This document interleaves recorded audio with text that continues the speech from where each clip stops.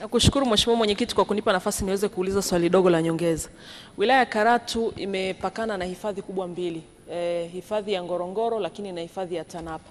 Natambua kuna jitihada upande wa Ngorongoro inaendelea kufanyika na nyingine iko kibajeti. Lakini kuna huu upande ambao unapakana na Ziwa Manyara. Kuna vijiji vya Endala na Getamo. Kuna changamoto kubwa sana ya tembo kuvamia makazi ya watu na kuharibu mazao. Lakini hakuna kituo hata kimoja cha maaskari. Je, serikali kwa hatua za haraka iko tayari sasa kuweka vituo pale ili wananchi hao waweze kuishi kwa amani katika maeneo hayo? Mheshimiwa Naibu Waziri, majibu. Mheshimiwa Mwenyekiti, serikali siku zote iko makini kuhakikisha kwamba inalinda uhai wa wananchi. Na kufuatia ushauri huu ambao umetolewa na Mheshimiwa Mbunge, tunaupokea, tutaufanyia kazi, tuone jinsi ambavyo tunaweza kushughulikia jambo hili.